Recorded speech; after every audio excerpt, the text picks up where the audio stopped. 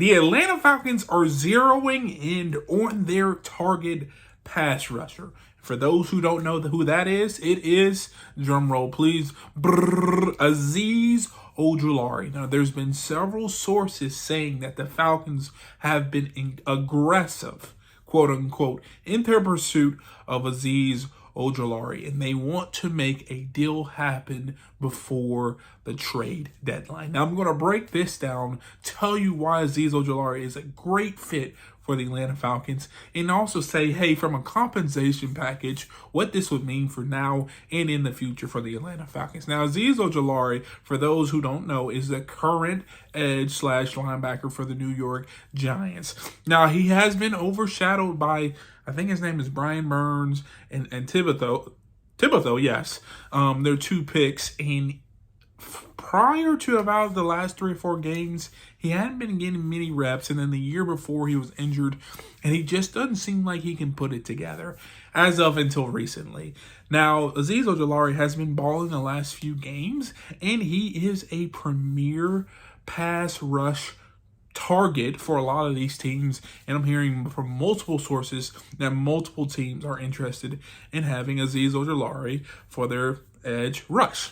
Now, in regards to Atlanta Falcons, why does this matter? Number one, the Atlanta Falcons, even though they have narrowly defeated several teams, I would say their one issue that this team has is pass rush.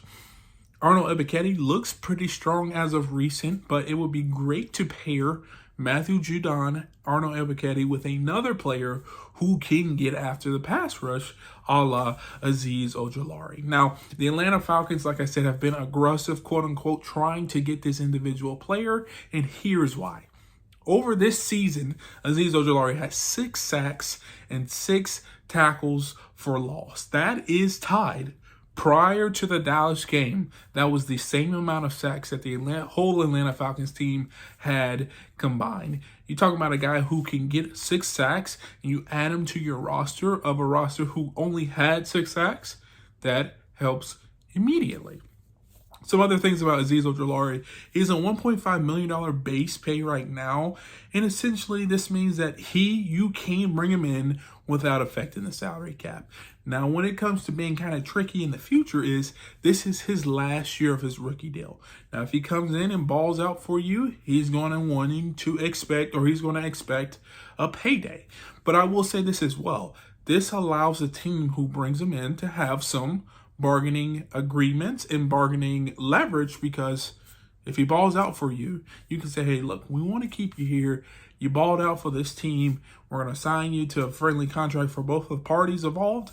Let's move on. So now, Azeez Ojulari, what would the Atlanta Falcons have to give up for him? What do I think that they're thinking about trading for him from a draft compensation? And what does that look like going forward? So if you asked me that question about 2 or 3 weeks ago, I would say you could probably get Azeez Ojulari for a 5th round draft pick. You get in, you move on, and you call it a day.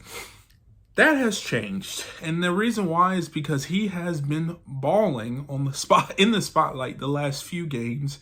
I think he's totaled 3 sacks in the last 2 games, and teams are like, this guy can play. We may need to get him on our roster, and because of that, his price has gone up. So, in order to get Azeez Ojulari, I think right now you would probably need to give up a 3rd round pick. Maybe get a 5th in return. But yeah, you probably need to give up a 3rd round pick. Now, like I said, last week or 2 weeks ago, I talked about this. I had a mock trade, and I would say you give up a 4th round pick, you get a 5th round pick in return, and boom, you wipe your hands clean. But I think that needs to be bumped up to maybe a 3rd round pick, and you may get a 5th round pick in return. Now, are the Atlanta Falcons willing to do this? I don't know. It depends on if they trade anybody going out, and I don't know if they have any trade value on their current roster. Some guys I highlighted that they could potentially trade: Nate Landman, maybe; Lorenzo Carter, maybe; Richie Grant, maybe. But will those guys kind of rebolster the cupboard of trade picks or draft picks that you've gotten rid of with the Matthew Judons, with the tampering, with the potential Azeez Ojulari? I don't know. But from a perspective of getting Azeez Ojulari, you probably need to give up a third. Now, one more thing. Why would New York be willing to trade Azeez Ojulari? Because they're not good. I think they currently have a 2-7 record right now. And they know they're going to be picking in the top 10. So, in order to build this team going forward, they need draft capital. And they don't want to re-sign a guy who's on his rookie, at the end of his rookie deal, when you got two studs who are maybe even better than him. So, that's the ultimate reason.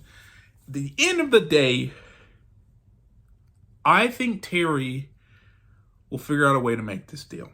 And here's why.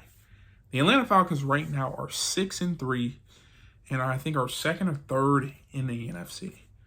If they can figure out a way to get additional pass rush, their weakest part of the roster, to support this team going forward, I think they know that their window's closing.